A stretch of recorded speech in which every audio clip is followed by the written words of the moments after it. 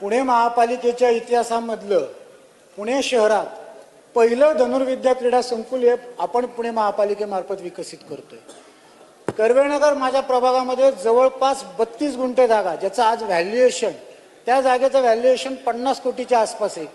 ती जागा एक लोकप्रतिनिधी म्हणून आम्ही संबंधित जागा मालकाला विनंती करून महापालिकेच्या ताब्यात घेतली। त्याच्यावर क्रीडा विभागाचा अभिप्राय घेतला की या धनुर्विद्येचं 50 मीटरचं रेंजचं आपण आर्चरी ग्राउंड करू शकतो का। तर क्रीडा विभागाने पण त्याला सकारात्मकपणे अभिप्राय दिला।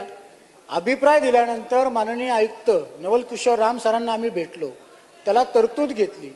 जवळपास 30% या क्रीडा संकुलाचं काम पण पूर्ण झाले, 70% काम बाकी आहे। मी या सभागृहाला सांगू इच्छितो की पुणे शहरातली सर्वात सुंदर प्रशस्त अशी Abdul Kalam e learning school शाळा आम्ही विकसित केली आणि त्यावेळेच्या तत्कालीन अतिरिक्त महापालिका आयुक्तांनी आमची एक मागणी अशी मान्य केली की आम्ही असं म्हणलो होतो की संपूर्ण प्रकल्पाची एक निविदा लावा, तोडून तोडून जर ठेकेदार आला तर त्या संपूर्ण प्रकल्पाचं काम खराब होतं। याच संदर्भात मी माननीय आयुक्तांना भेटलो की 70% जे काम क्रीडा संकुलाचं राहिले ते काम पूर्ण एक निविदा लावावी।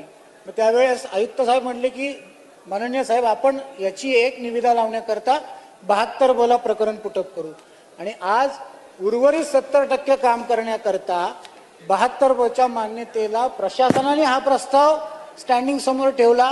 स्टँडिंग समोर मान्य होऊन हा मुख्य सभेसमोर आलाय। पण पुणे महापालिकेचा पुणे शहरातला शिरेपेचात होणारा हा प्रकल्प आर्चरी, आजपर्यंत महापालिकेने क्रीडा संकुलामध्ये आर्चरीचं मैदान विकसित केलेलं नाही। हे पुणे शहरातलं सर्वात मोठं आहे